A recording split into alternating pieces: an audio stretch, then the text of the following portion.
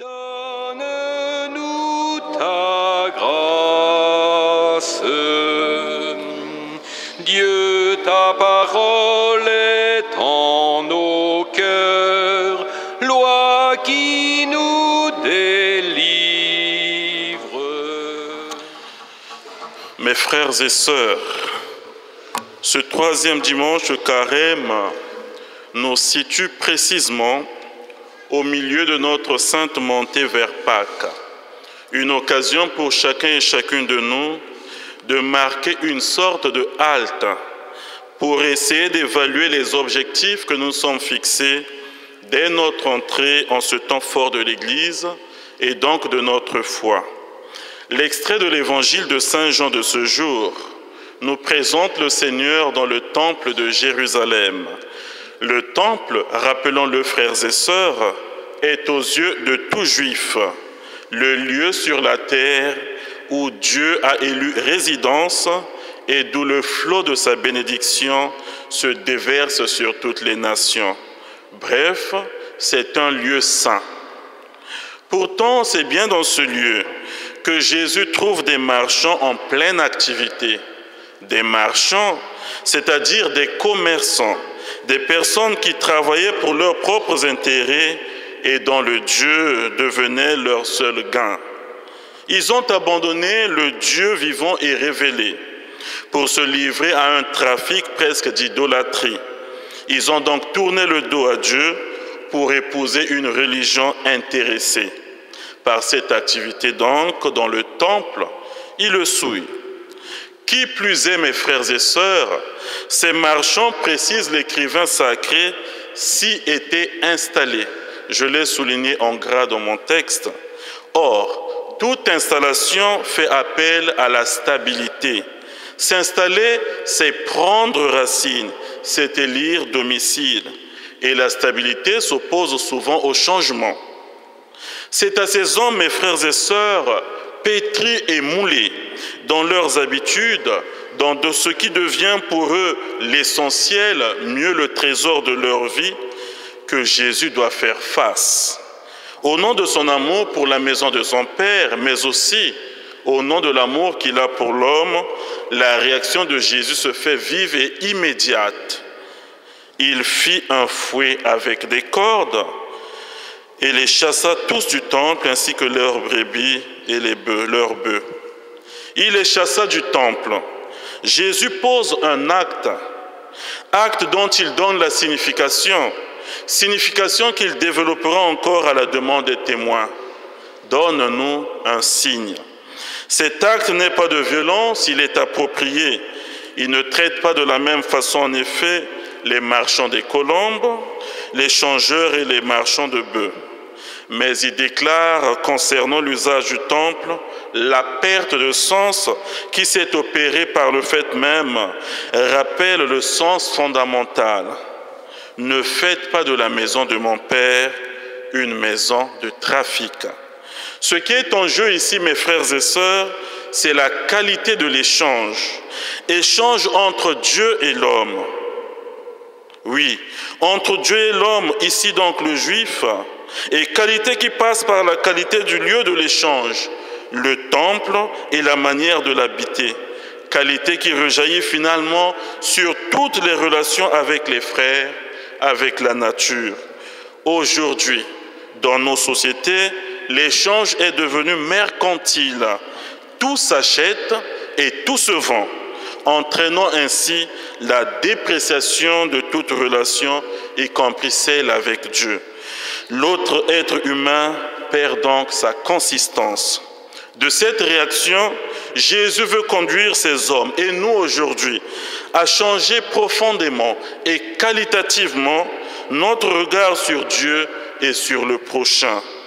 Pour nous aider à vivre réellement cette nouvelle vie, cette nouvelle logique, Jésus sera amené à rétablir la possibilité effective de l'échange véritable entre Dieu et nous, et par cela entre nous. Il donne son corps qui devient le nouveau temple vivant et vivifiant. Et ce corps sera d'abord détruit et ramené à la résurrection. C'est bien déjà le mystère de la résurrection, passage de la mort vers la vie. Oui, mes frères et sœurs, Jésus est le nouveau temple de Dieu. Pour habiter ce temple, il nous faut aujourd'hui absolument faire mourir en nous le péché, détruire le vieil homme et laisser la grâce nous habiter. Serions-nous capables aujourd'hui, mes frères et sœurs, de détruire en nous le péché mignon, de nous laisser entraîner par le souffle de l'Esprit? Oui, Jésus veut nous désinstaller de nos pratiques mauvaises pour nous installer dans ce que Dieu veut et attend de chacun de nous. Pour rendre effective cette destruction du péché en nous, le livre de l'Exode, dans la première lecture de ce jour, nous donne fondamentalement la loi contenue dans les 10 paroles ou 10 commandements devant régir et orienter notre vie. Tu feras ceci, tu ne feras pas cela. La volonté du Seigneur, mes frères et sœurs, s'y exprime de manière positive et de manière négative. Et justement, cela rejoint bien l'un des articles du Notre Père. Que ta volonté soit faite sur la terre comme au ciel, que nous méditons en ce 3e dimanche de Carême. Que ta volonté soit faite. Voilà un verset qui, à mon avis, n'est pas facile à prononcer. Si du moins, attention, nous ne le récitons pas machinalement, mais si nous essayons de le méditer consciemment. Dans notre culture qui refuse toute restriction de la liberté individuelle, la volonté de l'autre apparaît toujours, sinon souvent, comme un obstacle potentiel à l'expression de ma volonté propre. Nous préférions par exemple prier que ma volonté soit faite en toutes circonstances. Mais en fait, nous sommes libres, mes frères et sœurs, de choisir une voie différente à celle que Dieu nous propose. Notre voie, souvent ajustée à nos attentes, mais aussi à nos convictions, nous révèle malheureusement nos propres limites et nous plonge souvent dans l'angoisse, nous entraînant loin de ce que Dieu a pensé et souhaité pour nous.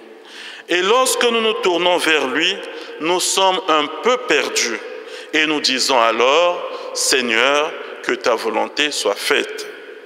Entre-temps, nous nous sommes rendus compte que laissés à nous-mêmes, loin de la volonté de Dieu, nous sommes vite devant une impasse, perdus, incapables de discerner le mal du bien. C'est pourquoi il serait convenable et bon pour nous de revenir à la source de l'intelligence qu'est Dieu. Il est à noter à première vue que l'expression présente une connotation de passivité. Que ta volonté soit faite. Une expression de démission et voire même de résignation à l'inéluctable. Or, la comparaison avec un autre verset de l'Évangile nous conduira plutôt à corriger cette interprétation et à préciser le sujet de ce fait qui demeure indéterminé. À Gethsémani, par exemple, Jésus se tournant vers le Père lui dit ces mêmes paroles, « Que ta volonté soit faite ». Matthieu 26, verset 42. Lorsque Jésus dit en entrant dans sa passion, « Que ta volonté soit faite », il n'adopte donc pas une attitude passive, mais décide librement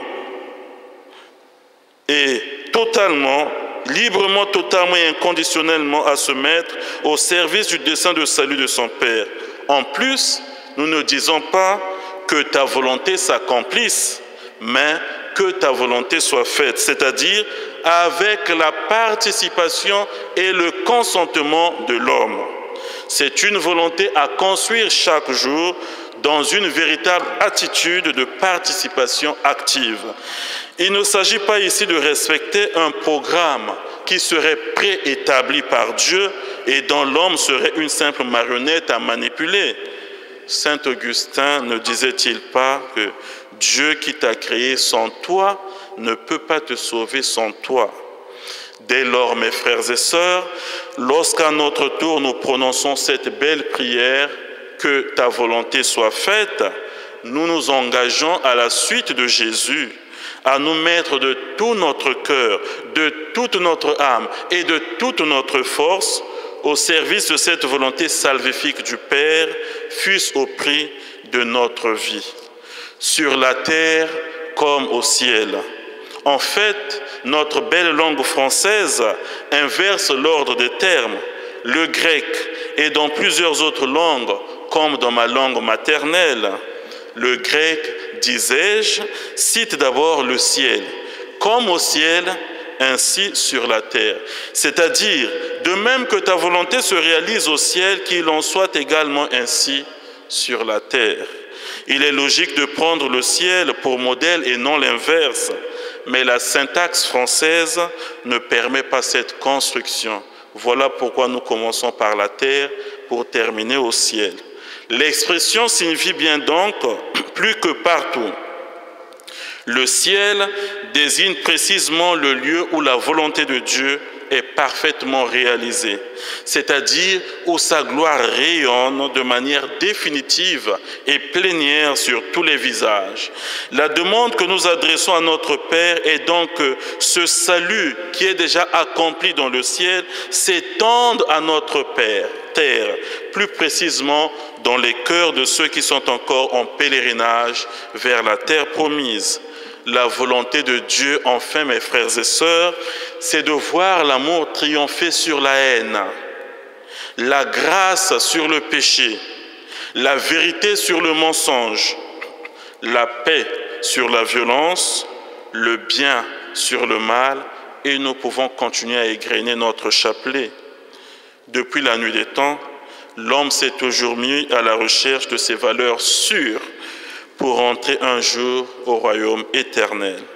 Faire la volonté de Dieu, mes frères et sœurs, c'est accepter et accueillir Dieu comme source de notre vie et de nos actions. Faire la volonté de Dieu, c'est accepter de nous débarrasser de tout ce qui est mauvais pour prendre ce qui est bon.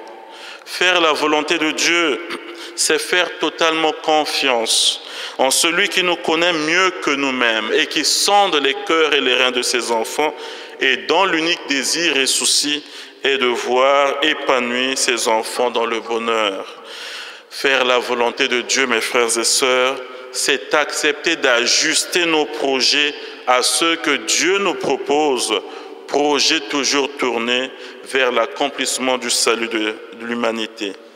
Que le Seigneur, frères et sœurs, nous aide à accueillir sa volonté, oui, pour l'intégrer finalement dans notre agir au quotidien. Que cette parole de Dieu, entendue et méditée en Église et dans l'Église, s'établisse fermement dans notre cœur, pour que, comme le dit le prophète Ézéchiel, cette parole prenne chair en nous et que nous devenions nous-mêmes des paroles vivantes au cœur de notre humanité. N'ayons pas peur, osons faire la volonté du Seigneur, mes frères et sœurs, et comme le dit le psalmiste, rien ne saurait nous manquer, partout le Seigneur nous conduira. Que sa volonté soit faite sur la terre comme au ciel. Amen.